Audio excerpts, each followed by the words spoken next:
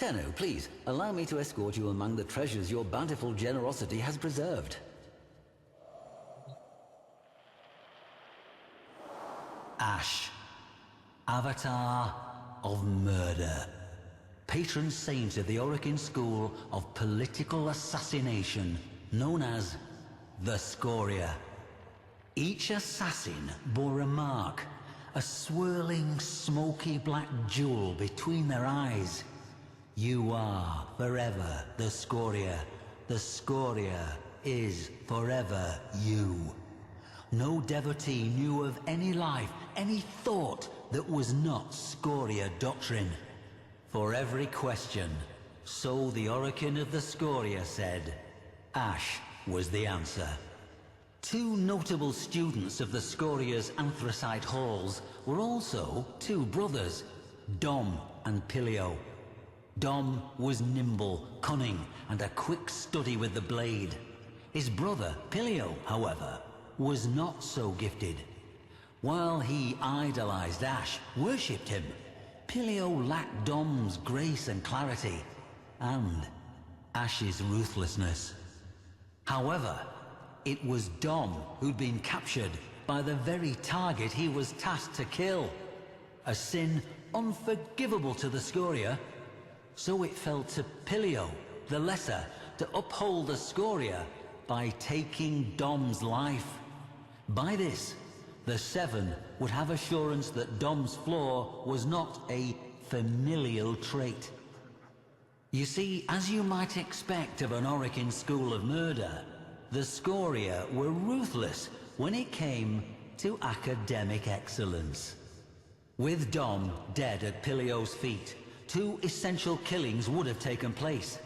That of a failure, and that of any shred of pity within Pilio. Ash would oversee Pilio's mission.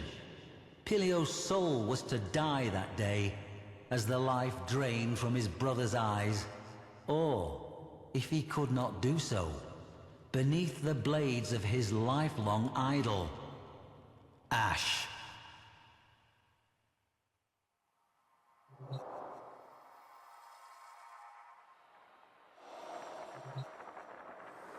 A sliver of pale sun found them close to a stately tower in the dusty heart of Martialis metropolis.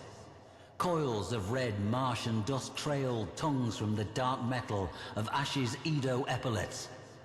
The boy idolized the Warframe and was eager to prove himself, even as some part of him felt cold and afraid at what he must do. Doubt is betrayal, taught the Scoria. Pilio recited this, but could not quench the fear he felt. Fear of what he must do, and fear of what his hero and idol would do to him should his faith fail. Ash gave the signal. Pilio shot forward in a bold, unconventional dying vine pattern, readying the Scoria-favored dust fang technique. The tower guards squinted into the amber light of the Martian sunrise as a flash cloud of smoke flooded the lane before them. Shaking sleep from their heads and still thinking of breakfast, the guards readied themselves. From the smoke flew stars.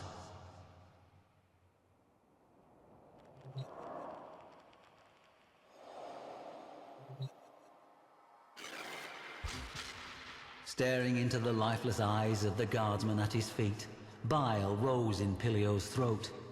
The boy berated himself, this weakness, this disgust. Touching the symbol of his order, the smoke gem between his eyes, he muttered a prayer for strength. Stepping over the carpet of bodies, Ash crept into the courtyard, knowing full well the 50-strong house guard would show itself in force. With a sudden clatter, reinforcements lined the courtyard walls, balconies. The Scoria had a saying, "You are immortal. One mistake makes that otherwise." Ash had never made a mistake. Here were 50. With one swift movement, the Warframe swatted the boy into cover, unslung his Corster bow, and sprang into a flawless grey chrysanthemum combat solution.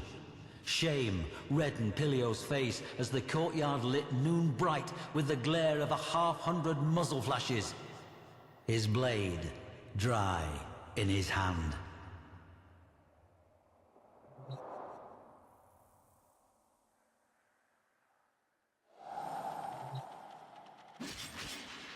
Ash methodically met and disassembled each and every guard, mezzanine to mezzanine, a masterclass in the correct choices of stance, kata, technique and attitude. Bodies rained into the courtyard. Wincing, the boy looked away. Within minutes, 50 corpses lay at their feet. When Pilio felt Ash's shadow fall across him, he forced himself to look, trembling. Ash's inscrutable gaze pinned him. Chest tight, breath terrified and quick, Pilio forced himself to stand and face his assessor. He could not look at the bodies. Truthfully, he expected to die where he stood. If the Warframe approved or disapproved, he gave no sign.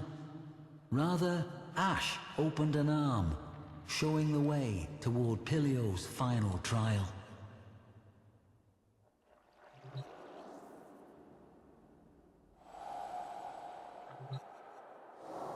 In the target's chambers sat a middle-aged man with long, handsome mustaches, his eyes sad and kind, and with him, Dom, in civilian clothes, sharing a glass of aged claret. Pain cracked through Pilio's brain, the smoke gem between his eyes flashing hot. Sudden images of sunlight, vineyards, a woman's face. The gem burned as it pushed these images away. A young man with grand moustaches smiling and saying, "Of all the sons I could have had, I'm glad it was you two." Pain. Dom leapt to his feet, urging his brother to hear what the target had to say. But Pilio saw only the scabbed-over divot between Dom's eyes, where a black jewel had once rested. Dom had turned his back on their order. Why had he done this? The mustachioed man leapt to Dom's defense, snatching his sidearm from beneath his ironwood desk. A foolish mistake. Ash split into impossible multiples. The man opened fire on the three, before being seized from behind by the fourth. Ash's illusory clones vanished. The weapon clattered to the polished wooden floor, even as his feet left it, dangling 3 feet above, helpless. Those sad, kind eyes locked on Pilio's in a regretful farewell. "Ask the Warframe," Dom said. "He knows exactly why." Fear filled Pilio's heart. Pilio turned to his idol, that saint of murder. The same question, but this time for Ash. Why? That moment of breathtaking impudence stretched for an eternity. Ash released his grip. His prisoner flopped to the floor, gasping. With one great hand, Ash reached toward Pilio's face and sank a vicious talon beneath that midnight jewel. Pilio screamed. Blood flowed. The gem flew free with a nauseating pop, cracking against the wall to die in a weak plume of rancid smoke. Blinding white insight descended upon Pilio de Nas.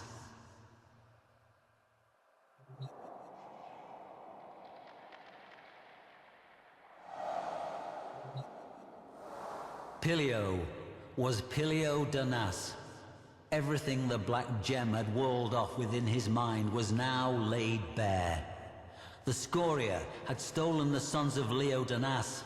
Leo de Nas, kind-eyed Leo de Nas, was stealing them back. Of all the sons I could have had, I'm glad it was you two. Father and son beheld each other truly for the first time in almost 20 years. Pilio had long aspired to wearing the Edo armor. the highest honor, to signify his faith. But now he saw only the bare ribs of Ash's cremata Syandana, signifier of death, and knew with certainty that was the sole credo of the faith he had followed. Had.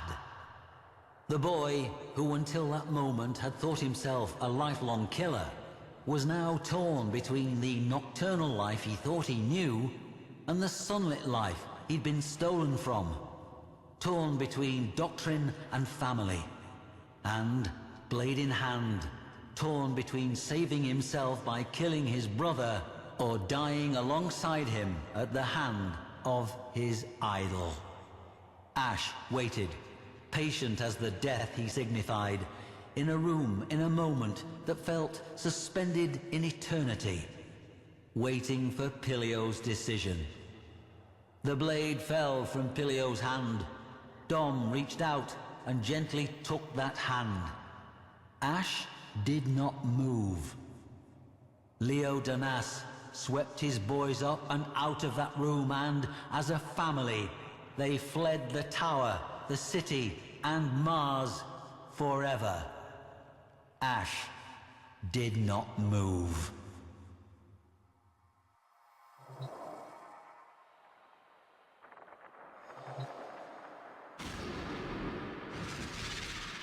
So, what are we to make of this?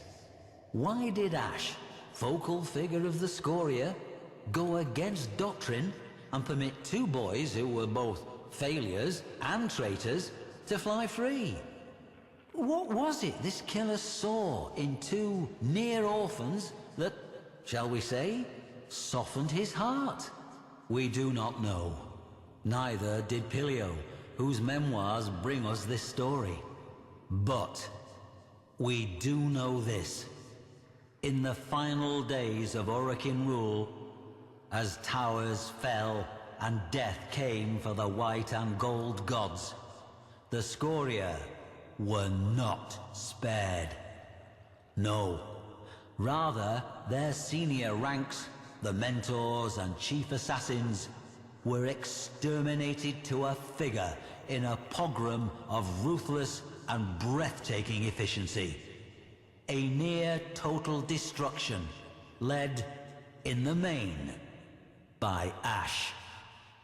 Curious, no?